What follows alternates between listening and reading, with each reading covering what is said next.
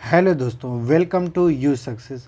आज हम पेट 2023 के लिए घटना चक्र की अगली श्रृंखला लाए हैं, जिसके अंतर्गत हम लोग सल्तनत काल देखेंगे। पहला है पॉइंट, मक्का सऊदी अरब में स्थित है। यहीं पर 570 ईस्वी में इस्लाम धर्म के प्रवर्तक हज़रत मोहम्मद का जन्म हुआ था। मोहम्मद साहब मक्का से मदीना 622 ईस्वी में प्रस्थान किया। हिजरी संवत का प्रारंभ 622 ईस्वी में होता है। मोहम्मद साहब की मृत्यु 632 ईस्वी में होती है। फ्रांसी ग्रंथ चचनामा से अरबों द्वारा सिंध पर विजय की जानकारी मिलती है। जो अरबों का 712 ईस्वी में आक्रमण होता है, 712 ईस्वी में, उसकी जो पुष्टि होती है वो चचनामा से होती है। नेक्स्ट पॉइंट देखें, 999 से 1027 ईस्वी के बीच मोहम्मद गजनवी जो था ने भारत पर 17 बार आक्रमण किया। तो ये पूछ सकता है कि मोहम्मद गजनवी ने भारत पर कितनी बार आक्रमण किया, तो 17 बार आक्रमण किया। नेक्स्ट पॉइंट देखें, महमूद गजनवी के दरबारी इतिहास कौन थे, तो उतबी जो थे महमूद गजनवी के दरबारी इतिहासकार थे। उसने किताबुल यामनी और अथवा तारीख यामनी नामक ग्रंथ की रचना की थी। कौन? उतबी ने। फिर नेक्स्ट देखिए, शाहनामा का लेखक फिरदौसी था। यह महमूद गजनवी के दरबार का प्रसिद्ध विद्वान कवि था। नेक्स्ट पॉइंट देखिए, फिरदौसी को पूर्व के होमर की उपाधि दी जाती है। तो होमर की उपाधि पूर्व के जो रहते, किसको उपाधि दी जाती है? फिरदौसी को। नेक्स्ट पॉइंट देखें, पुराणों का अध्ययन करने वाला प्रथम मुसलमान अलबरूनी था।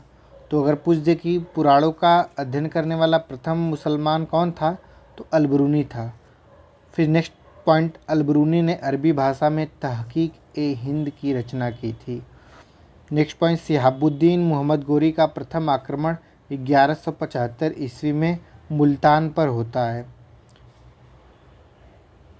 1191 ईस्वी में पृथ्वीराज चौहान और गोरी के मध्य तराइन का प्रथम युद्ध होता है। इस युद्ध में शिहाबुद्दीन की सेना के दोनों पार्श्व परास्त हो गए। अर्थात जो हम पहला इसमें पॉइंट देखते हैं, 1191 में तराइन का फर्स्ट युद्ध होता है, तराइन का पहला युद्ध होता है। और 1192 में तराइन के द्वितीय युद्ध होते हैं। मोहम्मद गोरी द्वारा पृथ्वीराज चौहान की पराजय के बाद भारत में मुस्लिम शक्ति की स्थापना होती है। जो फर्स्ट रहता है इसमें गोरी पराजित होता है, गोरी पराजित। इसमें पृथ्वीराज चौहान पराजित होता है, पृथ्वीराज चौहान पराजित होता है। नेक्स्ट पॉइंट देखिए, 1194 ईस्वी में चंदावर के युद्ध में मोहम्मद गोरी ने कन्नौज के गढ़वाल राज जयचंद को पराजित किया। अगर पूछा जाए चंदावर का युद्ध किसके बीच हुआ था, तो मोहम्मद गोरी और जयचंद के बीच हुआ था 1194 ईस्वी में। नेक्स्ट पॉइंट, मोहम्मद गोरी के सिक्के पर देवी लक्ष्मी की आकृति मिलती है और दूसरी तरफ कलमा खुदा हुआ होता है। 1206 से 1290 तक दिल्ली सल्तनत के सुल्तान गुलाम वंश के सुल्तानों के नाम से जाने गए। भारत में गुलाम वंश का प्रथम शासक कुतुबुद्दीन ऐबक था। अर्थात कुतुबुद्दीन ऐबक जो था गुलाम वंश का संस्थापक था। ये संस्थापक कुतुबुद्दीन ऐबक की राजधानी लाहौर थी। ऐबक ने कभी सुल्तान की उपाधि धारण नहीं की, अर्थात सुल्तान की धारण करता था कुतुबुद्दीन ऐबक। उसने केवल मलिक और सिपहसालार की पदवी धारण की। नेक्स्ट पॉइंट, अपनी उदारता के कारण कुतुबुद्दीन ऐबक इतना अधिक दान करता था कि उसे लाखों का दान देने वाला के नाम से पुकारा गया। सल्तनत कालीन प्रमुख भवन अगर देखा जाए तो कुव्वतुल इस्लाम मस्जिद कुतुबुद्दीन ऐबक ने दिल्ली में निर्माण करवाया। कुतुब मीनार का निर्माण कुतुबुद्दीन ऐबक ने दिल्ली में करवाया।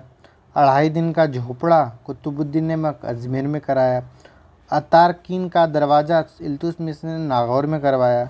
इल्तुतमिश का मकबरा इल्तुतमिश ने दिल्ली में निर्माण करवाया।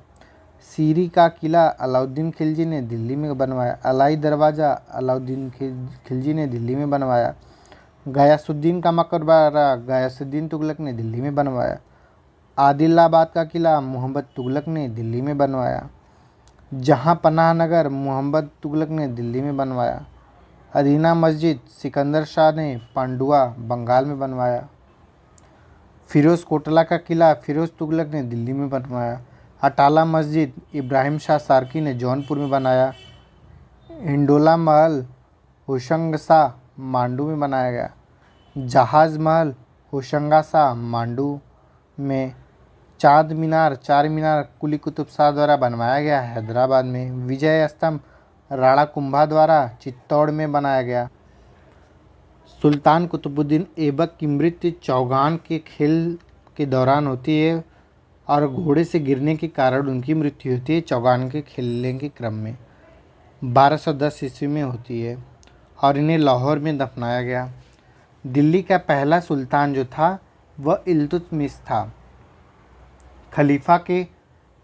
खलीफा ने 1229 ईस्वी में इल्तुतमिश के शासन की पुष्टि उन सारे क्षेत्रों में कर दी जहां उसने विजित किया और उसे सुल्तान ए आज़म की उपाधि प्रदान की। नेक्स्ट पॉइंट देखें, सल्तनत युग के दो महत्वपूर्ण सिक्के चांदी का टंका और तांबे का जितल। ये बहुत इंपॉर्टेंट है कि जो चांदी का टंका रहता है, तांबे का जितल इल्तुतमिश ने आरंभ किया। सिक्कों पर टकसाल का नाम लिखवाने की परंपरा की शुरुआत हुई। मंगोल नेता जो था चंगेज़ खां भारत की उत्तर पश्चिम सीमा पर इल्तुतमिश के शासन के काल में आया। तो चंगेज़ खां किसके काल में आया? इल्तुतमिश के काल का। मध्यकालीन भारत की प्रथम महिला शासिका रजिया सुल्तान थी। सुल्तान बलबन का पूरा नाम गयासुद्दीन बलबन था। उसे उलुग खां के नाम से भी जाना जाता था। 1249 में बलबन ने अपनी पुत्री का विवाह सुल्तान नसीरुद्दीन से किया। इसी अवसर पर उसे उलुग खां की उपाधि और नायब ममलिकात का पद मिला।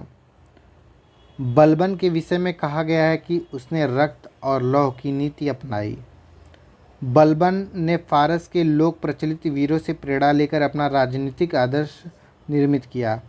राजा को धरती पर ईश्वर का प्रतिनिधि नियायत एक खुदाई माना गया। उसके अनुसार मान मर्यादा में यह केवल पैगंबर के बाद है। राजा जिल्ले अल्लाह जिल्ले इलाही अर्थात ईश्वर का प्रतिबिंब है। नेक्स्ट पॉइंट, बलबन ने ईरानी बादशाहों की कई परंपराओं को अपने दरबार में आरंभ किया। बलबन ने सिजदा आरंभ किया, भूमि पर लेटकर अभिवादन करना और पाबोस सुल्तान के चरणों को चूमना की रीतियाँ आरंभ की। नेक्स्ट, बलबन ने अपने दरबार में प्रतिवर्ष फारसी त्यौहार नौरोज़ बड़ी शानो शौकत के साथ मनाने की प्रथा आरंभ की। नेक्स्ट पॉइंट, अलाउद्दीन दिल्ली का पहला सुल्तान था जिसने धर्म पर राज्य का नियंत्रण स्थापित किया। नेक्स्ट पॉइंट, उसने अपने आप को यामीन उल खिलाफत नासिर अमीर उल मोमिनीन बताया। नेक्स्ट पॉइंट, अलाउद्दीन खिलजी ने सिकंदर ईशानी द्वितीय सिकंदर की उपाधि धारण की और उसे अपने सिक्कों पर अंकित कराया। पद्मिनी राणा रतन सिंह की पत्नी थी पद्मावत, जो मलिक मोहम्मद जायसी की पुस्तक में इसका वर्णन है। पद्मावती अर्थात पद्मिनी को कहानी का वर्णन 1540 ईस्वी में मलिक मोहम्मद जायसी द्वारा लिखित काव्य पुस्तक पद्मावत में इसका वर्णन मिलता है। नेक्स्ट पॉइंट, अलाउद्दीन के आक्रमण के समय दिगरी का शासक रामचंद्र देव था। मलिक काफूर को अलाउद्दीन ने अपने गुजरात विजय के दौरान प्राप्त किया था। मलिक काफूर को 1000 दिनारी भी कहा जाता है। नेक्स्ट पॉइंट, अलाउद्दीन पहला सुल्तान था जिसने भूमि की पैमाइश कराकर लगान वसूल करना आरंभ किया। अलाउद्दीन ने एक पृथक विभाग दीवाने मुस्तखराज की स्थापना की। अलाउद्दीन ने परंपरागत लगान अधिकारियों खूत मुकद्दम या चौधरी से लगान वसूलने का अधिकार छीन लिया था। अलाउद्दीन ने अपनी उपज का 50% भूमिकर के रूप में निश्चित किया था। ये बहुत ही ज़्यादा थी दिल्ली सल्तनत के पीरियड में 50% का खराज वसूलते थे अलाउद्दीन। नेक्स्ट पॉइंट, सल्तनत कालीन शासक अलाउद्दीन खिलजी ने सार्वजनिक वितरण प्रणाली आरंभ की। एक्चुअल में कंट्रोल मार्केट को करना चाहता था ताकि सारी चीज़ें स्टेबल रहें, मार्केट प्राइस बढ़े न। नेक्स्ट पॉइंट, अलाउद्दीन खिलजी द्वारा लगाए गए 2 नवीन कर घरी कर और चराई कर लगाए गए। जो घरी कर था वह घरों और झोपड़ियों पर लगाया गया जो चराई घर था वह दुधारू पशुओं पर लगाया गया। अलाउद्दीन ने सेनापतियों में गयासुद्दीन तुगलक या गाजी मलिक तुगलक वंश का प्रथम शासक था। दिल्ली सल्तनत के सभी सुल्तानों में मोहम्मद बिन तुगलक सर्वाधिक विद्वान और शिक्षित शासक था। मोहम्मद बिन तुगलक ने कृषि की उन्नति के लिए दीवान अमीर कोही विभाग की स्थापना की थी। तो ये महत्वपूर्ण इंपॉर्टेंट पॉइंट है कि दीवान कोही, जो दीवान अमीर कोही विभाग था उसकी स्थापना कौन करता है, तो मोहम्मद बिन तुगलक एमबीटी करता है और यह कृषि की उन्नति के लिए था। इब्न बतूता मोरक्को मूल का अफ्रीकी यात्री था। रेहला इनकी प्रसिद्ध पुस्तक है। ऑप्शन नेक्स्ट पॉइंट, यह मोहम्मद बिन तुगलक के कार्यकाल में भारत आया। नेक्स्ट पॉइंट, मोहम्मद बिन तुगलक के निधन पर बदायूं ने लिखा है कि सुल्तान को उसकी प्रजा से और प्रजा को उस अपने सुल्तान से मुक्ति मिली। नेक्स्ट पॉइंट, फिरोज शाह तुगलक ने एक विभाग दीवान खैरात की स्थापना की जो गरीब मुसलमानों, अनाथ स्त्रियों और विधवाओं को आर्थिक सहायता देता था और निर्धन मुसलमान लड़कियों का विवाह भी व्यवस्था करता था विवाह की। नेक्स्ट पॉइंट, सल्तनत काल में सर्वप्रथम फिरोज शाह तुगलक ने लोक निर्माण विभाग की स्थापना कराया था। सिंचाई की सुविधा के लिए फिरोज तुगलक ने 5 बड़ी नहरों का निर्माण कराया था। 1200 नए फलों के बागों को लगवाया था। फिरोज तुगलक ने उलमा वर्ग की स्वीकृति के पश्चात हक-ए-सर्ब नामक सिंचाई कर लगाने वाला दिल्ली का प्रथम सुल्तान था। तो हक-ए-सर्ब सिंचाई कर था जिसको लगाने वाला दिल्ली का प्रथम सुल्तान था। नेक्स्ट पॉइंट देखें, फिरोज तुगलक ब्राह्मणों पर जजिया लगाया गया फिरोज तुगलक द्वारा। फिरोज शाह तुगलक, ये इंपॉर्टेंट क्वेश्चन है कि फिरोज शाह तुगलक द्वारा ब्राह्मणों पर जजिया कर लगाया गया था। नेक्स्ट पॉइंट देखें, फिरोज शाह तुगलक द्वारा अशोक के 2 स्तंभों को मेरठ और टोपरा, अब अम्बाला जिले में से दिल्ली लाया गया। नेक्स्ट पॉइंट, राज्य के खर्च पर हज की व्यवस्था करने वाला पहला भारतीय शासक जो था वह फिरोज शाह तुगलक था। फिरोज शाह तुगलक ने दारुल सफ़ा नामक एक खैराती अस्पताल की स्थापना की। ये इंपॉर्टेंट है कि दारुल सफ़ा नामक एक खैराती अस्पताल की स्थापना किसने की थी, तो फिरोज शाह तुगलक। नसरुद्दीन मुहम्मद के शासनकाल में मध्य एशिया के महान मंगोल सेनानायक तैमूर ने भारत पर आक्रमण किया। तो तैमूर ने किसके समय आक्रमण किया, नसरुद्दीन मुहम्मद के कार्यकाल में उसने आक्रमण किया। खिलजी वंश का संस्थापक जलालुद्दीन फिरोज खिलजी था। तुगलक वंश का संस्थापक गयासुद्दीन तुगलक था। सैयद वंश का संस्थापक खिर्ज खां था। लोदी वंश का संस्थापक बहलोल लोदी था। आगरा की स्थापना सिकंदर लोदी ने किया था। नेक्स्ट पॉइंट देखें, 1518 में महाराणा सांगा और इब्राहिम लोदी के मध्य खैतौली का युद्ध हुआ। इस युद्ध में इब्राहिम लोदी पराजित हुआ। नाप का पैमाना गज सिकंदर लोदी द्वारा प्रारंभ किया गया था। तो सिकंदर लोदी ने गज सिकंदरी का आरंभ किया जो पैमाइश का एक साधन था। सिकंदर लोदी के समय गायन विधा की एक श्रेष्ठ ग्रंथ लज्जत ए सिकंदर शाही की रचना हुई। सिकंदर लोदी शहनाई सुनने के लिए बहुत शौकीन थे। सिकंदर लोदी गुलरुखी उपनाम से कविताएं लिखते थे। सुल्तान सिकंदर ने अनाज से ज़कात संपत्ति कर समाप्त कर दिया। अनाज से जो ज़कात संपत्ति कर था उसे समाप्त कौन करता है, तो सुल्तान सिकंदर लोदी। ये बहुत ही उदारवादी शासक था, उदारवादी। नेक्स्ट पॉइंट, जौनपुर की स्थापना फिरोज तुगलक ने अपने चचेरे भाई जौना खां मोहम्मद बिन तुगलक की स्मृति में की थी। नेक्स्ट पॉइंट, जौनपुर राज्य का संस्थापक मली सरवर था जिसने स्वतंत्र सरकी राज्य की स्थापना की थी।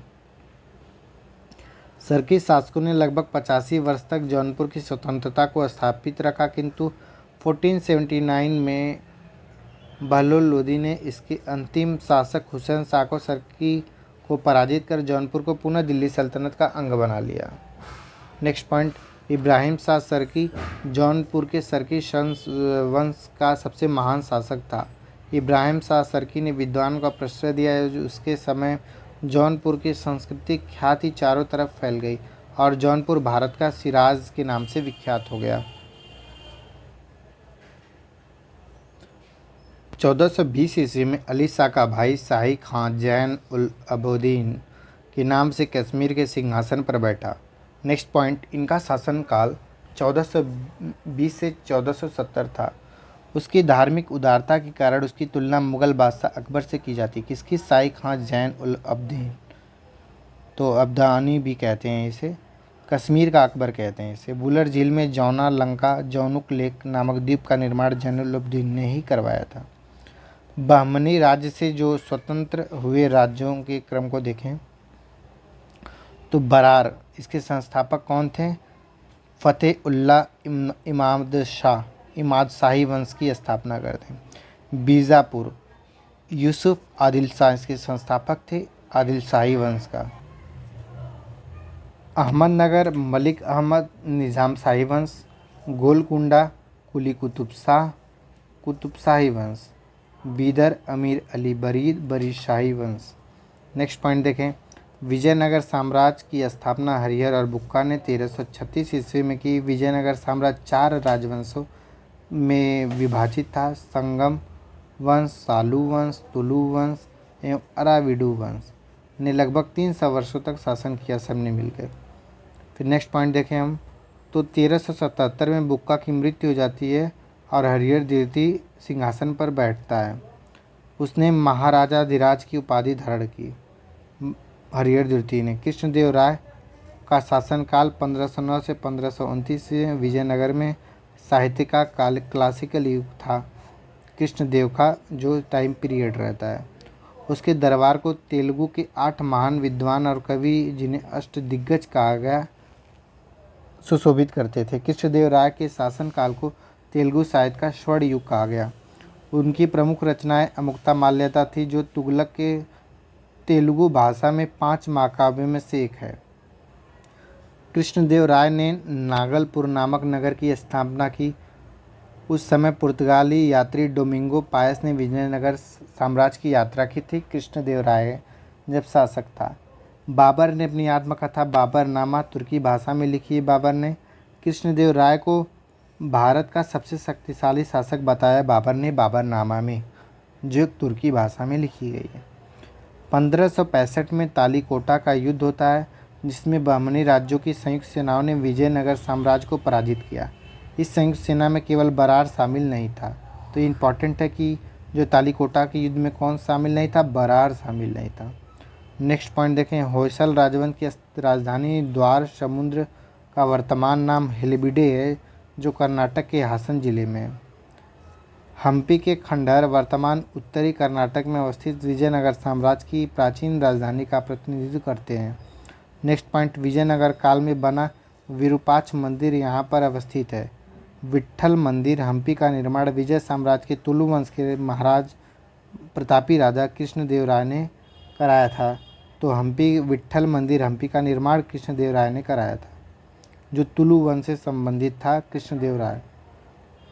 प्रशासनिक विभाग और इसे प्रारंभ करने वाले शासक, तो दीवान मुस्तखराज की स्थापना कौन कराता है? अलाउद्दीन खिलजी। राजस्व विभाग जो रहता है, दीवान रियासत अलाउद्दीन खिलजी। बाजार नियंत्रण विभाग रहता है।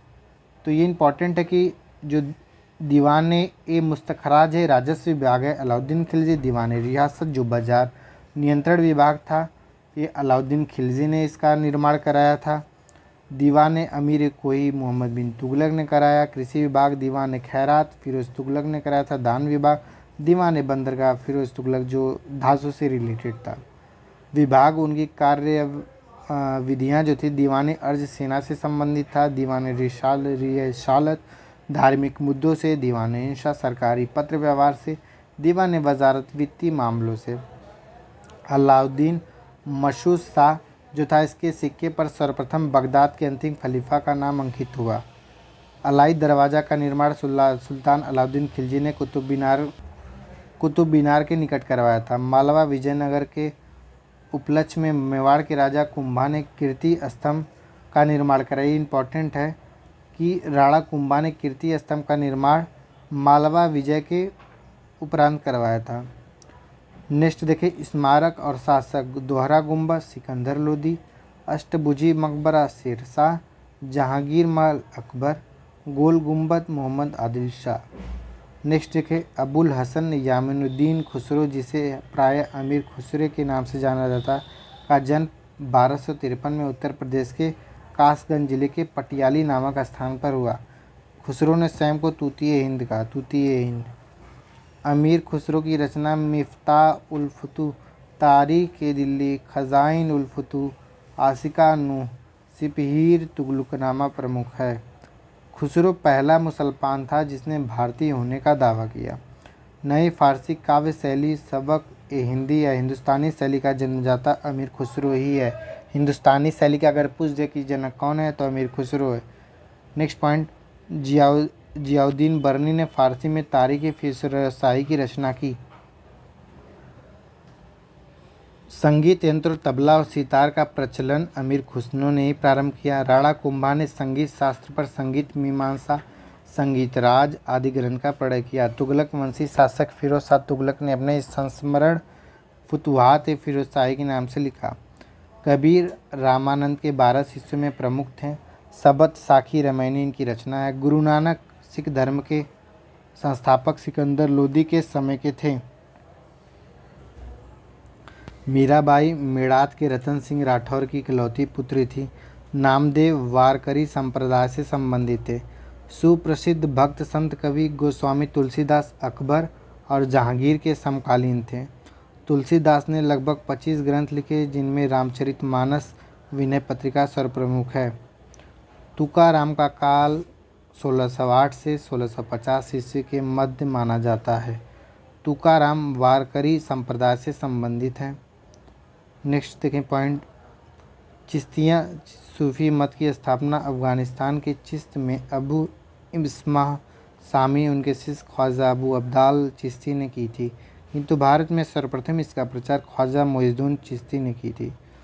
शेख निज़ामुद्दीन औलिया के आध्यात्मिक गुरु हजरत बाबा फरीदुद्दीन गजशंकर थे, जिन्हें बाबा फरीद के नाम से जानते हैं। शेख निज़ामुद्दीन औलिया की दरगाह दिल्ली में स्थित है। 1325 ईस्वी में निज़ामुद्दीन औलिया की मृत्यु हुई। निज़ामुद्दीन औलिया महबूब इलाही और सुल्तान औलिया के नाम से प्रसिद्ध थे। कादरी शाखा के सर्वप्रथम संस्थापक बगदाद के शेख मोहिउद्दीन कादिर जिलानी थे। नक्शबंदी सिलसिले की स्थापना 14वीं सदी में ख्वाजा बहाउद्दीन नक्शबंद ने की थी। तो देखते हैं कि हम नक्शबंदी सिलसिले की स्थापना कौन करता है। ख्वाजा बहाउद्दीन नक्शबंद ने की थी। आशा करते हैं आपको वीडियो पसंद आया है। आप PDF पाने के लिए हमारे टेलीग्राम चैनल से जुड़ें। धन्यवाद। हेलो दोस्तों, वेलकम टू यू सक्सेस। आज हम लोग पेट 2023 के लिए मुग़ल साम्राज्य को पढ़ेंगे। चलिए अपने वीडियो को स्टार्ट करते हैं। बाबर का पूरा नाम क्या था? तो जहीरुद्दीन मोहम्मद बाबर था। नेक्स्ट पॉइंट, पानीपत का प्रथम युद्ध कब हुआ था? तो 21 अप्रैल 1526 को बाबर और इब्राहिम लोदी के बीच होता है, जिसमें बाबर विजय होता है। नेक्स्ट क्वेश्चन, 27 अप्रैल 1526 को बाबर ने अपने आप को बादशाह घोषित किया और मुग़ल साम्राज्य की नींव रखी। भारत में सर्वप्रथम पानीपत की पहली लड़ाई तोपों का प्रयोग हुआ था। खानवा का युद्ध 1527 में बाबर और राणा सांगा के मध्य होता है। खानवा के युद्ध में बाबर ने जिहाद का नारा दिया था। तो ये इंपॉर्टेंट क्वेश्चन है, जिहाद का नारा किस में दिया था? तो खानवा के युद्ध में दिया था। इस युद्ध में राणा सांगा पराजित हुआ था। इस युद्ध में विजयश्री मिलने के उपरांत बाबर ने गाजी काफिर को मारने वाले का उपाधि धारण की। घाघरा का युद्ध है जो 1529 में बाबर और महमूद लोदी जो अफगान के मध्य लड़ा गया। इस युद्ध में बाबर विजयी हुआ। बाबर का यह अंतिम युद्ध था। कौन? घाघरा का युद्ध। नेक्स्ट क्वेश्चन देखें। नेक्स्ट पॉइंट, बाबर ने अपनी आत्मकथा तुजुक ए बाबरी बाबरनामा में जिन 2 हिंदू राज्यों का उल्लेख किया, उनमें एक विजयनगर, जिसमें कृष्णदेवराय को भारत का महानतम शासक कहता है, कृष्णदेवराय को भारत का महानतम शासक कहता है। दूसरा मेवाड़ का राजा। तो ये इम्पोर्टेंट है। नेक्स्ट पॉइंट देखें। अकबर ने अब्दुल रहीम खान खाना द्वारा बाबरनामा का फ़ारसी में भाषा में रूपांतरित करवाया। नेक्स्ट पॉइंट 26 जून 1539 में चौसा के युद्ध में हुमायूं को शेरशाह से पराजित होना पड़ा। इस युद्ध में निज़ाम नामक मिस्ती ने हुमायूं की जान बचाई। नेक्स्ट देखें। 17 मई 1540 को कन्नौज या बिलग्राम के युद्ध में हुमायूं शेरशाह से पराजित होता है और विवश होकर एक निर्वासित की भांति इधर उधर भटकता है। 22 जून 1555 को सरहिंद के युद्ध में विजय ने हुमायूं को एक बार पुनः उसका खोया हुआ राज्य वापस दिलवाता है। शेरशाह ने पुराने घिसे पिटे सिक्कों के स्थान पर शुद्ध सोने के सिक्के चांदी और तांबे के सिक्कों का प्रचलन शुरू किया। शेरशाह ने चांदी का जो रुपया चलाया 178 ग्रेन का और तांबे का दाम। रुपया और दाम का विनिमय दर एक संबंधित 64 था। हाजी बेगम ने अपने पति हुमायूं के मकबरे का निर्माण दिल्ली में दिन पना 1565 से 72 में करवाया। तो हाजी बेगम जो हुमायूं के मकबरे का निर्माण कराया था उसकी पत्नी थी हाजी बेगम। शेरशाह सूरी ने मारवाड़ के युद्ध में राजपूतों के शौर्य पराक्रम से प्रभावित होकर कहा, मात्र एक मुट्ठी बाजरे के चक्कर में मैंने अपना साम्राज्य खो दिया। शेरशाह का मकबरा बिहार के शाहाबाद के सासाराम नामक स्थान पर एक तालाब के बीच ऊंचे चबूतरे पर स्थित है। दिल्ली स्थित पुराना किला के भवनों का निर्माण शेरशाह सूरी ने करवाया था। शेरशाह सूरी ने किसका निर्माण कराया था? दिल्ली स्थित पुराना किला का निर्माण। किला एक ऊना मस्जिद का निर्माण शेरशाह मंडल आदि भवन शेरशाह द्वारा करवाया गया था। तो ये भी दिल्ली में स्थित है, दिल्ली में। कृषकों की मदद के लिए शेरशाह ने पट्टा और कबूलियत की व्यवस्था आरंभ की थी, जिसमें पट्टा होता था कि जिसे कबूलियत की हम लोग स्वीकार करते थे कि इस राशि क्या होगी देने के लिए, कर क्या होगा, दर क्या होगा। अकबर ने सर्वप्रथम कछवाहा राजकुमार से वैवाहिक संबंध स्थापित किए। तो ये पूछ दिया कि अकबर ने सर्वप्रथम किससे विवाह संबंध स्थापित किया था? तो कछवाहा वंश से। Next point. बिहारी मल बारबल पहला राजपूत राजा जिसने स्वेच्छा से अकबर की अधीनता स्वीकार की। अकबर ने सूफी मत में अपनी आस्था जताते हुए चिश्तिया संप्रदाय को समर्थन दिया। Next point. माहम अनगना के पुत्र अदम खां को 1562 में अकबर ने स्वयं मारा था क्योंकि उसने अकबर के प्रधानमंत्री अतगा खां की हत्या कर दी थी। Next point. दुर्गावती गोंडवाना की हिंदू राज्य की युग की शासिका थी। अकबर के आक्रमण के फलस्वरूप शत्रु से गिर जाने पर इस वीर रानी ने आत्महत्या कर ली। तो कौन थी वो वीर रानी? वह थी दुर्गावती। गोंडवाना के हिंदू राज की योग्य शासिका थी। नेक्स्ट पॉइंट देखें। हल्दी घाटी युद्ध के पीछे अकबर का मुख्य उद्देश्य राणा प्रताप को अपने अधीन लाना था। अकबर ने 1576 में मान सिंह के नेतृत्व में 5000 सैनिक को राणा प्रताप के विरुद्ध हल्दी घाटी के युद्ध में भेजा। राणा प्रताप की मृत्यु के बाद उनके पुत्र राणा अमर सिंह ने 1615 में जांगड़ से संधि की थी। Next point. मुगल शासन व्यवस्था को स्थापित करने का श्रेय अकबर को दिया जाता है। अपनी उदार धार्मिक नीति के अंतर्गत अकबर ने 1562 ईस्वी में दास प्रथा का सर्वप्रथम उन्मूलन करता है। 1563 में तीर्थ यात्रा कर समाप्त करता है। 1564 में जजिया कर को समाप्त करता है। अकबर ने 1573 से 74 ईस्वी में घोड़ों को दागने की प्रथा का पुनः प्रचलन कराया, जिसमें सेनापति अपने घोड़े के न बदल सके, क्योंकि अक्सर होता था घोड़े खराब जो होते थे उनको बदल कर पुराने घोड़े ला दिए जाते थे, जिससे घाटा होता था। 1575 में अकबर ने मनसबदारी व्यवस्था को आधार सैनिक संगठित किया। अकबर की मनसबदारी जो व्यवस्था थी वो दशमलव प्रणाली पर आधारित थी। तो ये पूछता है कभी कभी कि अकबर की जो मनसबदारी व्यवस्था थी किस पर आधारित थी? तो वो जो आधारित थी दशमलव प्रणाली पर आधारित थी। Next point. मुगल मनसबदारी प्रणाली मध्य एशिया से ली गई थी। मध्य एशिया से मुगल बादशाह अकबर ने मनसबदारी व्यवस्था अपने शासनकाल के 19वें वर्ष प्रारंभ किया था। मनसबदारी व्यवस्था अकबर ने। Next point. अकबर के शासनकाल में भू राजस्व वसूली के लिए जाप्ती प्रणाली भू राजस्व के लिए जाप्ती प्रणाली का प्रचलन हुआ। मुगल शासकों के वास्तविक नाम, उनकी उपाधियाँ। बाबर का नाम क्या था? पादशाह जो उसकी उपाधि थी, मिर्ज़ा उसकी उपाधि थी, गाजी उसकी उपाधि थी। हुमायूं की जो थी नासिरुद्दीन मोहम्मद उपाधि थी। तो नासिरुद्दीन मोहम्मद किसकी उपाधि थी? तो हुमायूं की। अकबर की जलालुद्दीन मोहम्मद अकबर बादशाही काजी। जहांगीर की नूरुद्दीन मोहम्मद जहांगीर बादशाह काजी। शाहजहाँ की अबुल मुजफ्फर शहाबुद्दीन मोहम्मद साहिब कीरत एशानी। औरंगज़ेब अबुल फजल फरीदुद्दीन मोहम्मद औरंगज़ेब। बहादुर आलमगीर बादशाह काजी। मोहम्मद मुअज़्ज़म बहादुर शाह। मुइजुद्दीन जहादर शाह था मुइजुद्दीन। अजुद्दीन शाह आलमगीर द्वितीय। अली गौहर शाह आलम द्वितीय। रफ़ीक़ुल-उद-दौला शाहजहाँ द्वितीय। रोशन अख्तर मोहम्मद शाह। अकबर ने अपने शासन के 24वें वर्ष आईने दहशाला टोडरमल बंदोबस्त नई कर प्रणाली की शुरू किया। तो ये पूछ सकता है कि आईने दहशाला टोडरमल बंदोबस्त क्या था? ये नई कर प्रणाली थी जो अकबर के 24वें वर्ष शुरू की गई थी। नेक्स्ट पॉइंट देखें, मुगल कालीन व्यवस्था का स्थायी स्वरूप प्रदान करता है। इस प्रणाली का वास्तविक प्रेरणा टोडरमल था, इस कारण इसे टोडरमल बंदोबस्त भी कहते हैं। अकबर कालीन भू राजस्व व्यवस्था दहसाला पद्धति पर आधारित बंदोबस्त व्यवस्था के नाम से भी जाना जाता है।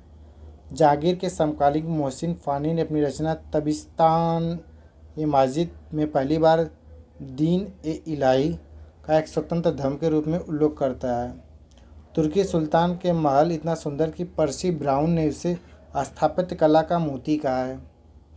तो स्थापत्य कला का मोती तुर्की सुल्तान का पहला महल इतना सुंदर था। कौन कहा है? स्थापत्य कला का मोती पर्सी ब्राउन।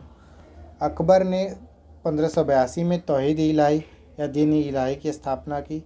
इस नवीन संप्रदाय का प्रधान पुरोहित अबुल फजल था। तो तौहीद इलाही दीन इलाही की स्थापना की पुरोहित थे अबुल फजल।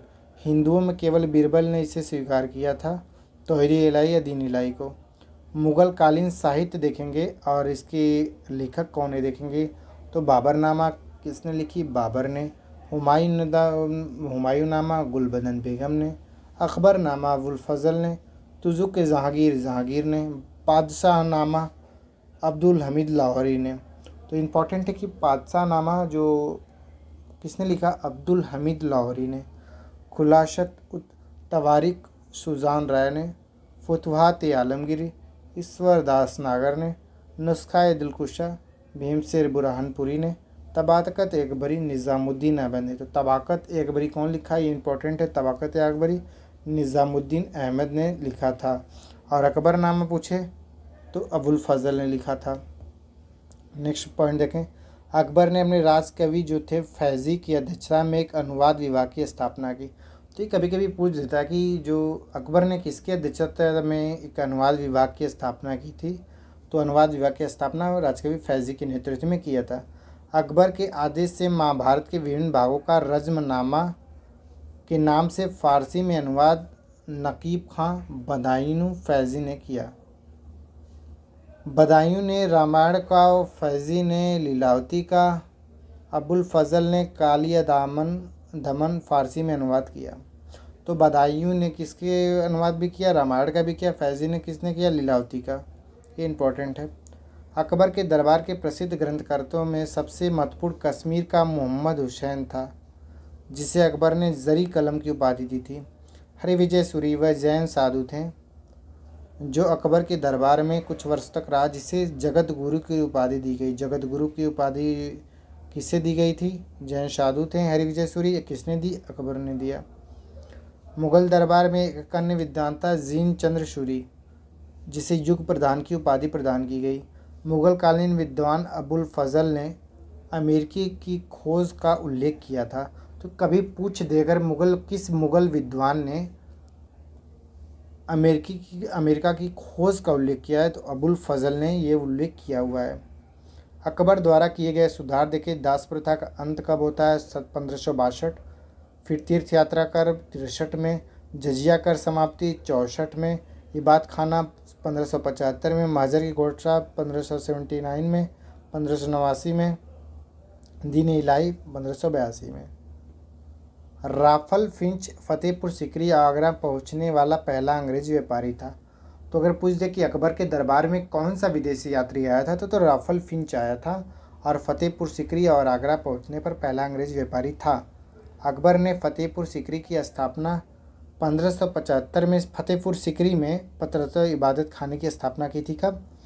1575 ईस्वी में, जिसका उद्देश्य था दार्शनिक और धार्मिक विषयों पर वाद विवाद करना। 1578 ईस्वी में इसने सभी धर्मावलंबी के लिए इबादत खाना का द्वार खोल दिया। तो स्थापना कब करता है? 1575 में, और 1578 में सभी धर्मावलंबी के लिए इबादत खाने का द्वार खोल देता है, क्योंकि अकबर का मानना था कि विद्वान थे वो सभी धर्मों में मिलते हैं। विद्वान सभी धर्मों में मिलते हैं। नेक्स्ट देखें, मुग़ल बादशाह और उनके मकबरे को देखा जाए। बाबर का मकबरा कहाँ है? तो काबुल में है। हुमायूं का मकबरा कहाँ है? तो दिल्ली में है। अकबर का मकबरा कहाँ है? तो आगरा सिकंदरा में है। जहांगीर का मकबरा कहाँ है? लाहौर शाहदरा में है। शाहजहाँ का मकबरा कहाँ है? आगरा में है। औरंगज़ेब का मकबरा कहाँ है? औरंगाबाद दौलताबाद में स्थित है। अकबर ने समस्त धार्मिक मामलों को अपने हाथों में लेने के लिए 1589 में महजरनामा की घोषणा की थी। तो इम्पोर्टेंट है कि अगर सभी धार्मिक मामले जितने थे अकबर के संबंधित जितने भी धार्मिक मामले थे वो अपने हाथों में लेने के लिए अकबर ने महजरनामा की घोषणा की। यह महजरनामा अबुल फजल के पिता शेख मुबारक ने तैयार किया था। तो अगर पूछ दे कि महजरनामा का किसने तैयार किया था, तो शेख मुबारक जो अबुल फजल के पिताजी थे उसने तैयार किया था। महजर को स्मिथ और वजुल हेग ने अच्युत आज्ञा पत्र कहा है। महजर जारी करने के बाद अकबर ने सुल्तान आदिल या इमाम ए आदिल की उपाधि धारण की। आगरा के किले 1605 ईस्वी में जहांगीर का राज्याभिषेक हुआ और उसने नूरुद्दीन मोहम्मद जहांगीर बादशाह काजी की उपाधि धारण की। तो कौन नूरुद्दीन मोहम्मद जहांगीर बादशाह काजी की उपाधि धारण की? जहांगीर। 2 स्पर्शीय स्थापकों की स्थापना कौन चलाया था? तो ये जहांगीर ने चला था। 1615 में राणा अमर सिंह और मुग़ल बादशाह जहांगीर के चित्तौड़गढ़ की संधि हुई। प्रसिद्ध स्थापत्य और उनके निर्माणकर्ता आगरा फोर्ट अकबर 1565 से 73, फतेहपुर सीकरी अकबर 71 से 85 तक, 4 मीनार, कुली कुतुब शाह 1591 से, निशात बाग आशिफ खां 1633, ताजमहल शाहजहाँ 1631 से 48, जामा मस्जिद शाहजहाँ 1650 से 56, लाल किला शाहजहाँ 1638 से 48, हवा महल जयपुर सवाई प्रताप सिंह 1799। विलियम हॉकिंस जहांगीर के दरबार में आगरा में भेजा जाने वाला ब्रिटिश राज जेम्स प्रथम और अंग्रेज राजदूत मुगल दरबार में उपस्थित होने वाला पहला अंग्रेज था। जहांगीर के दरबार में आने वाले दूसरे शिष्टमंडल के नेतृत्व सर थॉमस रो जहांगीर से अजमेर में मिले। तो देखिए इसका पॉइंट नोट कर लीजिए, अजमेर में कौन मिला? जहांगीर से सर थॉमस रो, और जो आगरा में मिला था वो विलियम हॉकिंस मिले थे। नेक्स्ट देखा जाए, जहांगीर ने हॉकिंस को इंग्लिश खां की उपाधि दी थी। हॉकिंस को और ये उपाधि देकर आर्मानिया की एक स्त्री से उसका विवाह कर दिया। पीटर मुंडी जो थे ब्रिटेन का यात्री था जो शाहजहाँ के समय आया था। तो पीटर मुंडी इंपॉर्टेंट है, कई एग्जाम में पूछा मुझे कहाँ का रहने वाला था, तो ब्रिटेन का रहने वाला था, शाहजहाँ के कार्यकाल में आया था। जहांगीर के समय के सर्वोत्कृष्ट चित्रकार उस्ताद मंसूर और अब्दुल हसन थे। सम्राट जहांगीर ने दोनों को क्रमशः नादिर उल अस्त्र उस्ताद मंसूर और नादिर उल जमा की उपाधि प्रदान की। उस्ताद मंसूर प्रसिद्ध पक्षी विशेषज्ञ चित्रकार था, जबकि अबुल फसन को व्यक्ति चित्र में महारत हासिल थी। जहांगीर ने अपनी आत्मकथा फारसी भाषा में लिखी और उसका नाम तुजुक जहांगीरी। तो तुजुक जहांगीरी किस भाषा में है? फारसी भाषा में। लिखा कौन है? जहांगीर की आत्मकथा है तुजुक जहांगीरी। तो ये मुग़ल दरबार से हम लोग ने पार्ट 1 कवर कर लिया है, पार्ट 1। और इससे पहले की वीडियो आप प्लेलिस्ट में जाकर देख सकते हैं। और आपको ये आशा करता हूँ पसंद आया होगा। और इसका पार्ट 2 कल आएगा। आप लोग इससे जुड़ने के लिए चैनल को सब्सक्राइब कर लीजिए और पुराने वीडियो PYQ को देखकर एनालिसिस कर लीजिए किस प्रकार पेट के पेपर पूछते हैं, और PDF पाने के लिए टेलीग्राम चैनल से जुड़ें। आशा करता हूँ आपको पसंद आएगा। धन्यवाद। हेलो दोस्तों, वेलकम टू यू सक्सेस। आशा करते हैं आप अच्छे होंगे। आज की क्लास में हम मुगल क्लास से संबंधित दूसरी सीरीज़ देखेंगे। चलिए अपने वीडियो को स्टार्ट करते हैं। यह पार्ट 2 है। पार्ट 1 देखने के लिए आप प्लेलिस्ट में देख सकते हैं। चलिए वीडियो को स्टार्ट करते हैं। इत्मादुल्लाह का मकबरा नूरजहाँ ने 1622 से 28 ईस्वी के मध्य अपने पिता मिर्ज़ा गयास बेग की याद में बनवाया। यह पहली कृति थी जो पूर्णतः संगमरमर से बनाई गई थी। शेख सलीम चिश्ती का मकबरा फतेहपुर सीकरी में है। तो जो शेख सलीम चिश्ती का मकबरा कहाँ है? फतेहपुर सीकरी में। नेक्स्ट पॉइंट, शेख निज़ामुद्दीन औलिया का मकबरा दिल्ली में स्थित है। नेक्स्ट पॉइंट, लाडली बेगम शेर अफगान एवं मेहरुन्निसा की पुत्री। लाडली बेगम शेर अफगान एवं मेहरुन्निसा की पुत्री थी, जिसकी शादी जहांगीर के पुत्र शहरयार के साथ हुई थी। नेक्स्ट पॉइंट, महावत खान ने 1626 में जहांगीर के विरुद्ध विद्रोह किया था। 1592 में लाहौर में शाहजहां खुर्रम का जन्म हुआ था। तो शाहजादा खुर्रम का जन्म कहाँ हुआ था, जिसको हम शाहजहां के नाम से जानते हैं? लाहौर में। मुग़ल बादशाहों के प्रसिद्ध नाम, शासक और प्रसिद्ध नाम, औरंगजेब जिंदा पीर के नाम से इसे जानते हैं। जहांदर शाह लंपट मुर्ग के नाम से जानते हैं। अगर पूछ दे कि लंपट मुर्ग के नाम से किसे जानते हैं तो जहांदर शाह। फ़र्रुखशियर जो था घृणित कायर के नाम से जाना जाता है। रफ़ी उद्दरजाद कठपुतली नवाब के रूप में जाना जाता है। मुहम्मद शाह ये रंगीला के नाम से जाना जाता है। बहादुर शाह फर्स्ट शाह बेखबर के नाम से जाना जाता है। बहादुर शाह सेकंड जफ़र के नाम से जाना जाता है। जहांगीर की माता जो थी मारवाड़ के शासक उदय सिंह की पुत्री जगत गोसाई थी। तो शाहजहां की जो माता थी वो एक हिंदू थी, जो मारवाड़ के शासक उदय सिंह की पुत्री जगत गोसाई थी। 1612 ईस्वी में आसफ खां की पुत्री अर्जुमंद बानो बेगम से उसका विवाह हुआ, जो बाद में मुमताज़ महल के नाम से विख्यात हुई। 1628 ईस्वी में शाहजहां ने अबुल मुजफ्फर शहाबुद्दीन मुहम्मद साहिब किरण ऐशानी की उपाधि धारण की और गद्दी पर बैठा। दिल्ली की जामा मस्जिद का निर्माण कौन करवाया था? जामा मस्जिद के शाहजहां ने करवाया था। उपनिषद का फारसी में अनुवाद कौन करवाया था? शाहजहां के शासनकाल में इस दारा शिकोह ने सिर ए अकबर नाम से उपनिषद का फारसी में अनुवाद किया था। तो ये इम्पोर्टेंट क्वेश्चन है कि सिर ए अकबर नाम से उपनिषद का अनुवाद कौन किया था? तो दारा शिकोह ने किया था। दारा को उसकी सहिष्णुता और उदारता के लिए लेनपुल ने उसे लघु अकबर की संज्ञा दी है। लघु अकबर के कौन? दारा को जाना जाता है लघु अकबर के नाम पे। ये उपाधि लेनपुल ने दी है। नेक्स्ट पॉइंट, शाहजहां ने ही भी दारा को शाह बुलंद इकबाल की उपाधि दी थी। कौन? शाहजहां ने। मुग़ल बादशाह शाहजहां ने बलबन द्वारा प्रारंभ ईरानी दरबारी सिजदा समाप्त कर दिया। तो सिजदा को कौन समाप्त करता है? शाहजहां। मुग़ल बादशाह औरंगजेब का राज्याभिषेक 2 बार हुआ। तो औरंगजेब का राज्याभिषेक 2 बार होता है। मध्य प्रदेश में स्थित उज्जैन के निकट धर्मत नामक स्थान पर 1658 को औरंगजेब का और तथा दारा शिकोह के मध्य युद्ध होता है। धर्मत का कब होता है युद्ध? 1658 को। किसके किसके मध्य?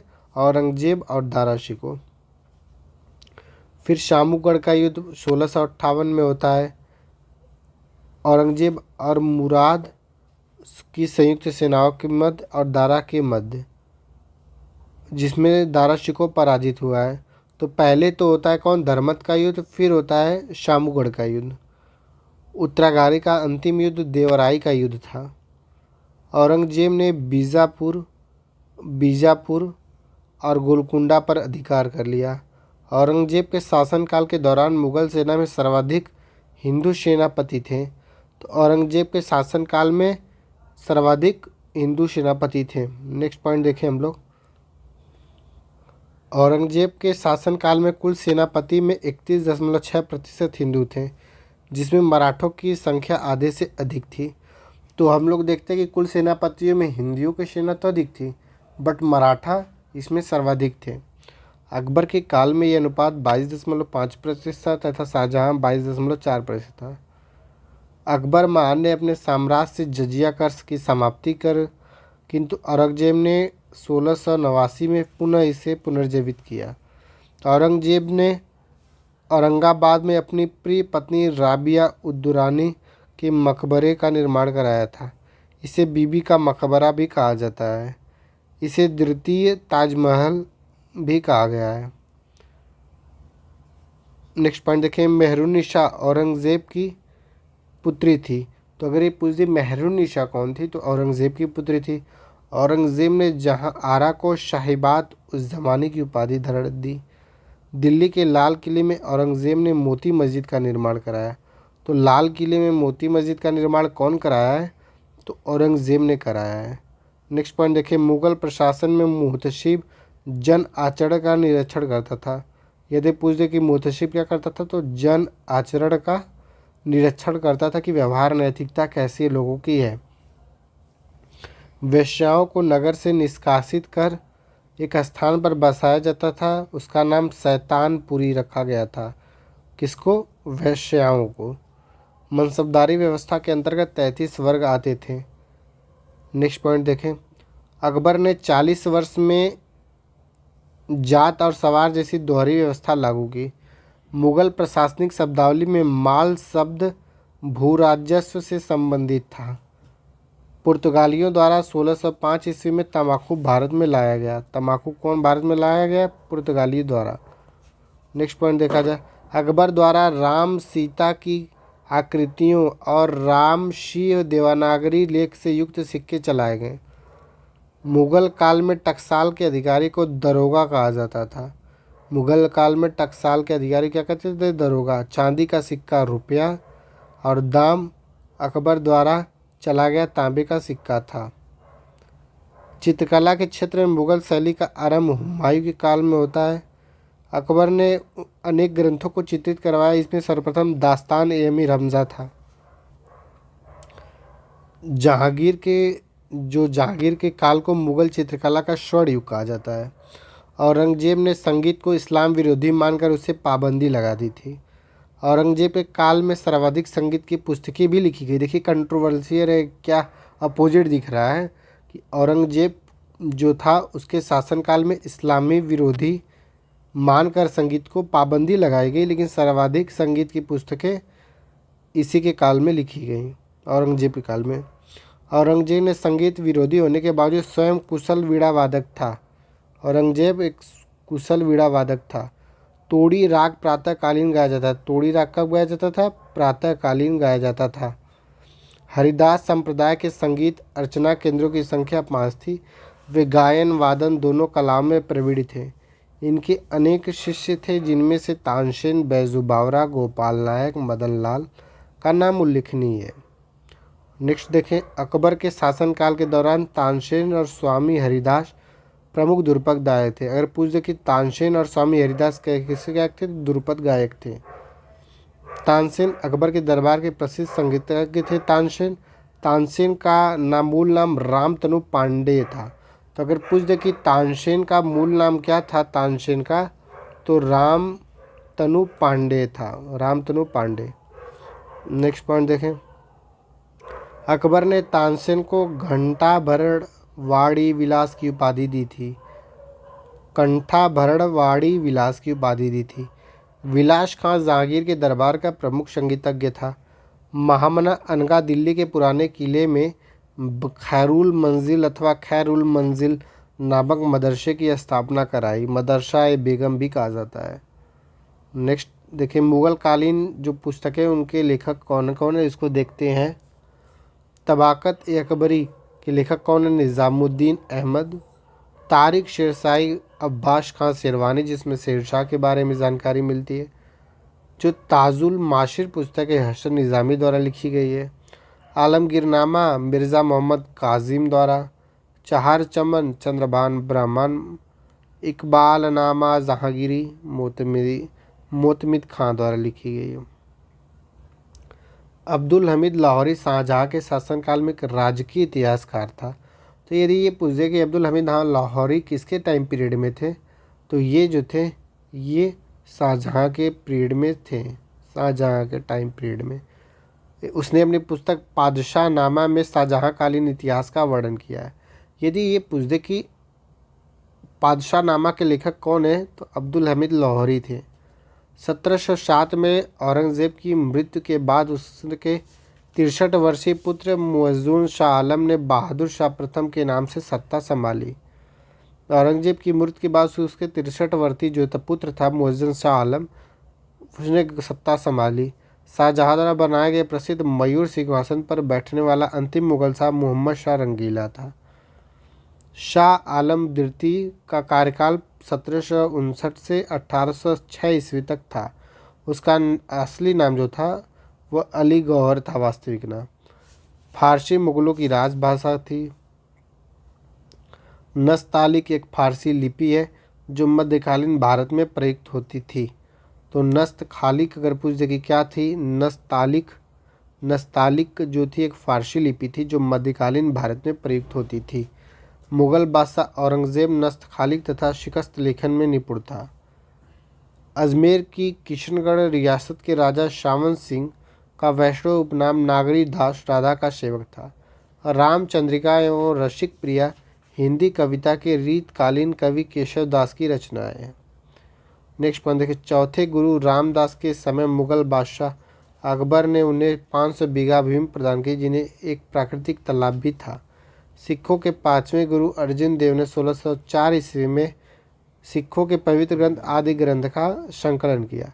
राजकुमार खुसरो की सहायता करने के कारण जहांगीर ने गुरु अर्जुन देव को फांसी दे दी। अर्जुन देव ने तरतारन और करतारपुर नामक नगर बसाए। अब मसनद प्रथा चलाई, जिसके अनुसार सिखों को अपनी आय का 10वां भाग गुरु को देना होता था। मसनद प्रथा अगर पूछ दे किससे संबंधित है, तो सिखों से संबंधित, जिसके अंदर 10वां हिस्सा अपने आय का गुरु को देना पड़ता था। सिख संप्रदाय के आदि ग्रंथ तथा गुरु ग्रंथ साहिब में सिखों के 6 गुरुओं अनेक हिंदू भक्तों और कबीर, बाबा फरीद, नामदेव, रैदास के उपदेश समाहित हैं। प्रमुख सिख गुरु और उनके कार्य। गुरु नानक जी सिख धर्म की स्थापना करते हैं और लंगर व्यवस्था को स्टार्ट करते हैं।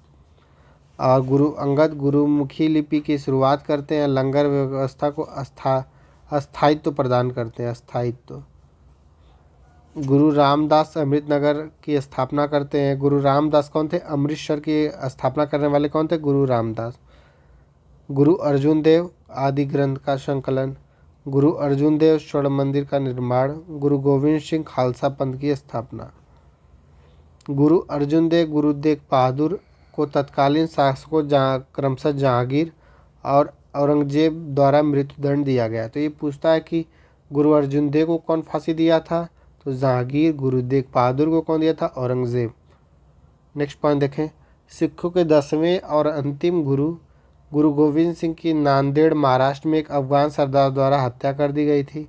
खालसा पंथ की स्थापना गुरु गोविंद सिंह ने 1699 में बैसाखी के दिन आनंदपुर साहिब में की। बंदा बहादुर का मूल नाम लक्ष्मण देव था अथवा लक्षण देव था। हैदराबाद के स्वतंत्र राज्य की स्थापना 1624 में चिनकिलिचिया खां उर्फ निज़ाम मुल्क ने की थी। 18वीं सदी में सबसे श्रेष्ठ राजपूत राजा अमीर सवाई जयसिंह था। जयसिंह ने दिल्ली, जयपुर, उज्जैन, बनारस और मथुरा में आधुनिक उपकरणयुक्त वेधशालाएँ बनवाए। तो कहाँ? दिल्ली, जयपुर, उज्जैन, बनारस, मथुरा में। नेक्स्ट जो हमारा है मराठा जो बहुत इंपॉर्टेंट है। शिवाजी का जन्म सिवनेर के दुर्ग में हुआ। शिवाजी ने 1674 ईस्वी में राज्याभिषेक के बाद छत्रपति की उपाधि धारण की। रायगढ़ को अपनी राजधानी बनाया। शिवाजी की मृत्यु हो गई कब? 1680 ईस्वी में। शिवाजी मुगलों की कैद से भागने के समय आगरा नगर के जयपुर भवन में कैद नज़रबंद थे। शिवाजी ने राज्य के प्रशासन के लिए केंद्रीय स्तर पर अष्टप्रधान की व्यवस्था की थी। राजा राम 1689 से 1700 ईस्वी तक शाहू के प्रतिनिधित्व के रूप में मराठों का नेतृत्व करता रहा। 1720 ईस्वी में शाहू ने बालाजी विश्वनाथ के बड़े पुत्र बाजीराव प्रथम को पेशवा नियुक्त किया। मराठा ने सरंजामी प्रथा भूराजस्व व्यवस्था संबंधित थी। अगर ये पूछ जाए सरंजामी प्रथा किससे संबंधित थी तो भूराजस्व, और किसके समय? मराठा काल। पानीपत का जो तिथि होता है 14 जनवरी 1766 को सदाशिवराव भाऊ के नेतृत्व में मराठा सेना और अहमद शाह अब्दाली के नेतृत्व में अफगान सेना के बीच हुई, जिसमें मराठा बुरी तरह पराजित हुए। तो ये बैटल ऑफ प्लासी के 3rd वार में मराठा बुरी तरह पराजित होते हैं। अहिल्याबाई मराठों के होलकर वंश की शासिका थी। होलकर वंश के इंदौर पर काबिज था। आशा करते हैं आपको ये वीडियो अच्छा लग रहा होगा। धन्यवाद।